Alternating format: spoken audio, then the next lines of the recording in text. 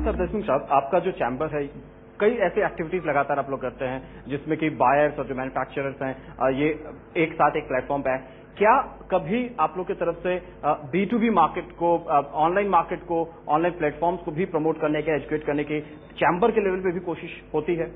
जरूर होती है और हमने वो कोशिश चालू भी की है। हमारा जो पोर्टल है उसमें एक B2B सेक्शन है जो भी थोड़ा डेवलप हो रहा है जी।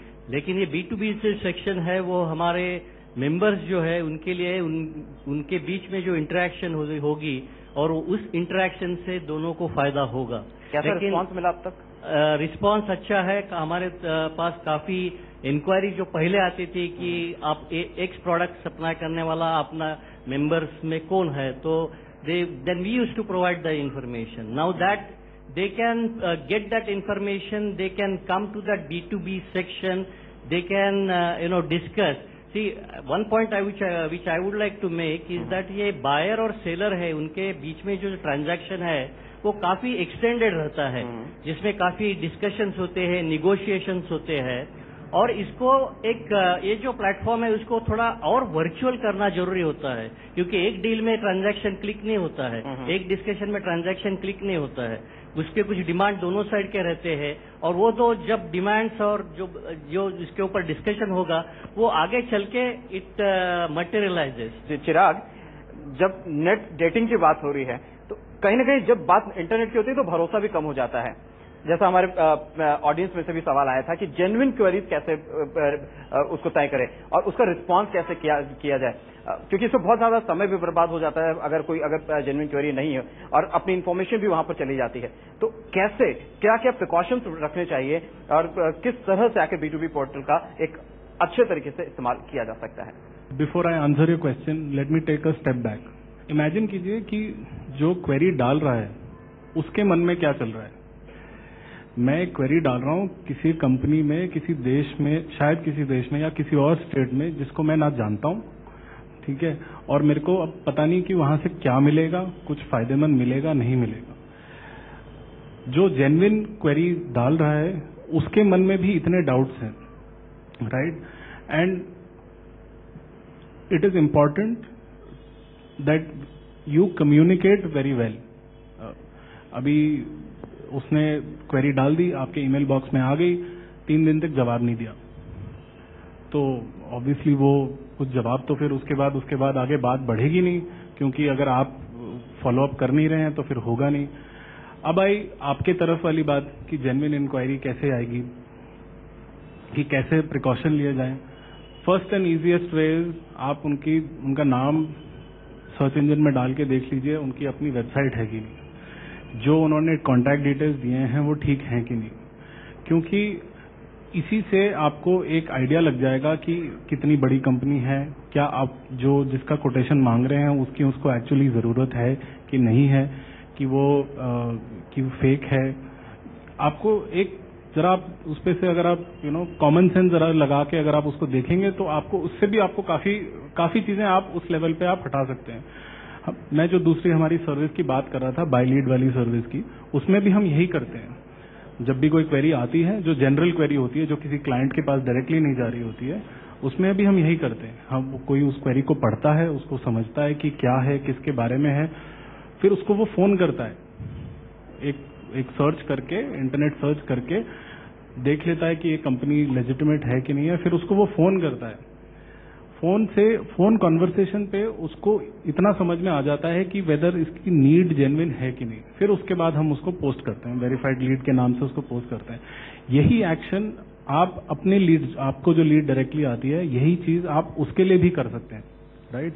And it has been very successful, because आप 2 बार आपने उसको फोन कर दिया तो आपको पता है कि उसका फोन नंबर तो है आपके पास। आपने अगर एक इंटरनेट सर्च कर लिया तो आपको आइडिया लग गया कि वो कंपनी एग्जिस्ट करती है कि नहीं।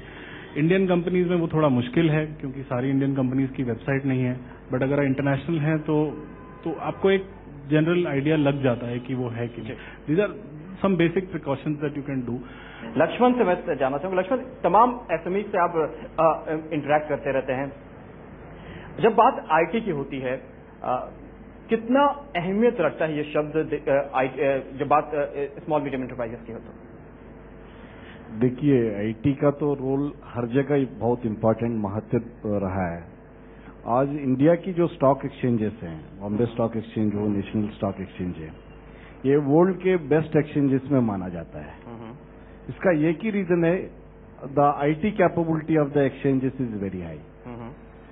एक्चुअली ये stock exchange game is a hitech IT game होता है। आपको हाई एंड सर्वर्स रहेगा, हाई एंड का हाई स्पीड कनेक्टिविटी प्रोवाइड करनी है टू द कि आजकल आल्गो ट्रेडिंग भी आने लग गया है, मोबाइल ट्रेडिंग भी आने लग गया है। आपको उस तरह की बैंडविड्थ, उस तरह की इंफ्रास्ट्रक्चर, उस तरह की आईटी आपकी कैपेबिलिटी होनी चाहिए।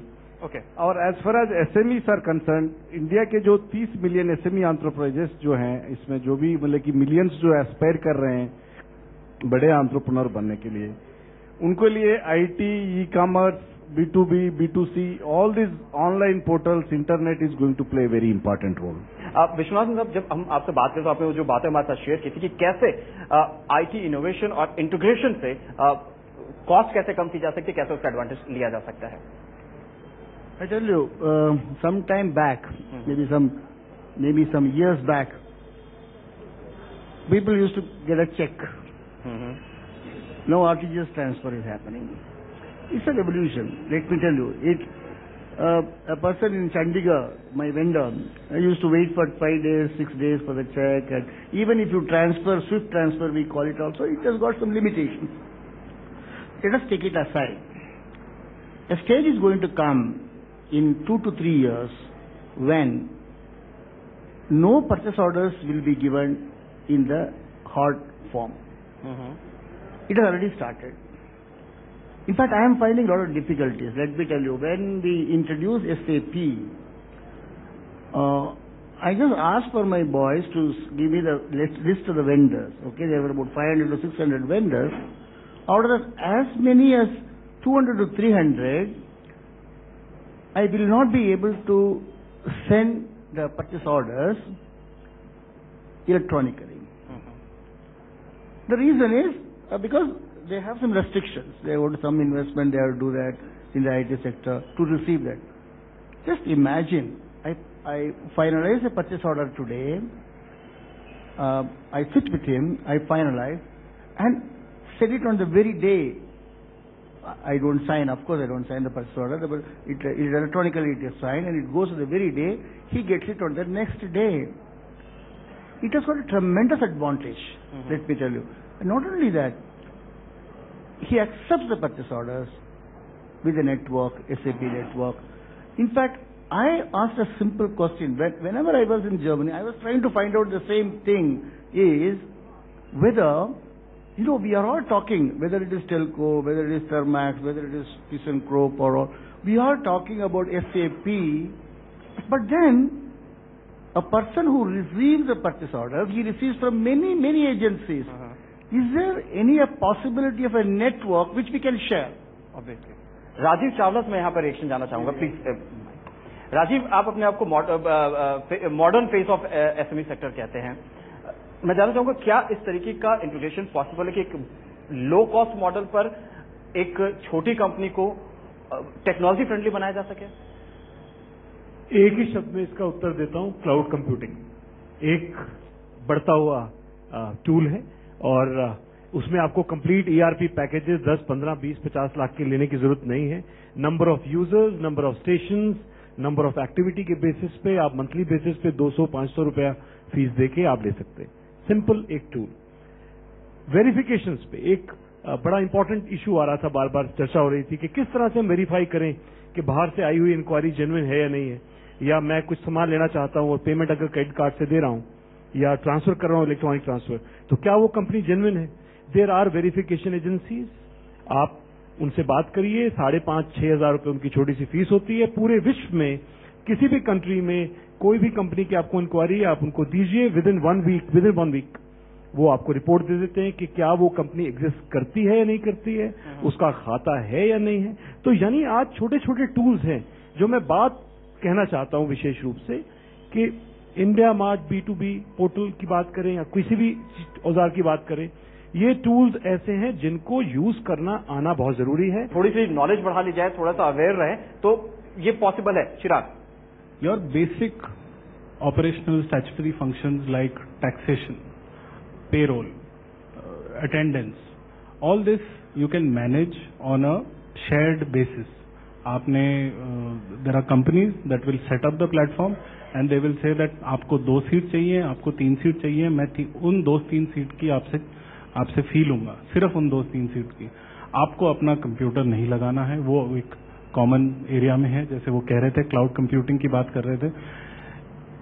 All this allows you to reduce your cost, IT cost very dramatically, and it becomes from a capital cost to a revenue cost. इसी के साथ अब फ्लोर को ओपन करना चाहूंगा Q&A सेक्शन के लिए, लेकिन उसके पहले एक क्विक रिमार्क लेना चाहूंगा आनंद सरदेशमुख साहब से। आनंद साहब, जो बातें राजीव ने और चिराग ने भी कही, क्या इंडस्ट्री लेवल पे, क्योंकि एक बहुत ज्यादा जरूरी होती है कि क्योंकि DNV की जो बात अभी आपने बताया वो मुझे भी अब तक नहीं पता थी, and I been covering this for last 5 years। ऐसी छोटी छोटी चीजें, और ऐसा अक्सर होता है कि गवर्नमेंट की ऐसे कई सारी स्कीम्स आती है। क्लाउड कंप्यूटिंग के बारे में मिनिस्ट्री ऑफ एमएसएमई काफी दिन से काम कर रहा है। 3 साल पहले ही हमारे साथ दिनेश राय साहब जब सेक्रेटरी हुआ करते उन्होंने इस बात को शेयर किया था, और आज ये काफी इफेक्टिव हो चुका है। लेकिन जो ग्रास रूट लेवल है, जहां पे जिनको इसकी जरूरत है, वो अब तक इसे नहीं समझ पाते हैं। इसमें आपको लगता है कहीं ना कहीं अवेयरनेस लेवल की कमी है, जिसको कि आप लोगों की तरफ से उठाया जाना चाहिए? नितिन बनकर साहब, आपसे भी इसका रिएक्शन में चाहूंगा।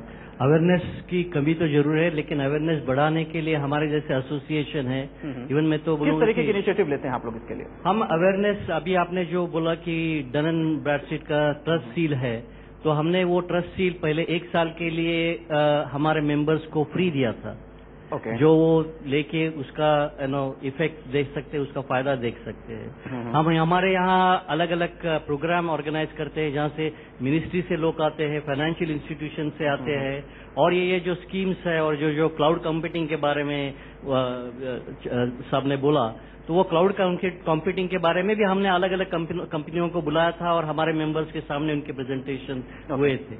तो ये ऐसे इंटरैक्टिव प्रोग्राम्स और अवेयरनेस प्रोग्राम्स कंडक्ट करके हम अवेयरनेस बढ़ाने की कोशिश करते हैं। चलिए नितिन, बहुत संक्षेप में, क्योंकि 4000 से ज्यादा आपके एसोसिएशन के मेंबर्स हैं, क्या आप लोग को इन सारी बातों का पता चल पाता है और कैसे आप लोग इसके लिए जागरूक हो पाते हैं? हम लोगों का जो इंटरेक्शन रहता है वो स्टेट लेवल मिनिस्ट्री से रहता है, as well as central government ministry से भी रहता है। प्रोजेक्ट विकास करके एक योजना हम लोगों ने 4 साल पहले ये लॉन्च की थी।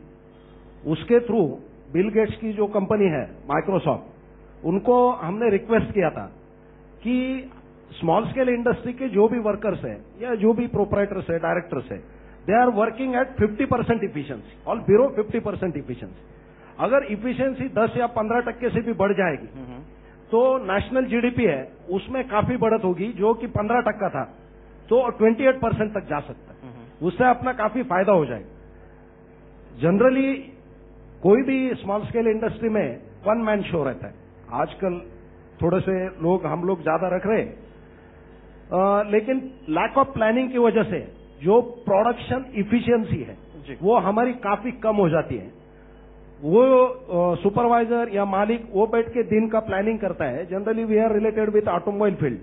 हमारे पास 300-400 कंपोनेंट होते हैं, हर कंपोनेंट के लिए 10-12 ऑपरेशंस होते हैं। अलग अलग टाइप के 20 टाइप 25 टाइप के मशीन्स होते हैं। So it is rather difficult to plan the activity on that day on that particular machine by that person. तो इसके लिए हम लोगों ने उनको रिक्वेस्ट किया था। हमारा कम से कम 1-1.5 साल इंटरेक्शन हुआ। मेरी पहली कंडीशन थी, क्योंकि आई एम आउटस्पोकन पर्सन, कि आप लोगों को कम से कम 1 साल हमारे इंडस्ट्री में हमारे वर्कर के साथ रहना पड़ेगा, तो आपको यह मालूम होगा। आप लोगों को आदत है कि आप लोग एसी में बैठते हैं या आपका माहौल अलग है, तो इसीलिए हम लोग सक्सेसफुल नहीं हो पाएंगे।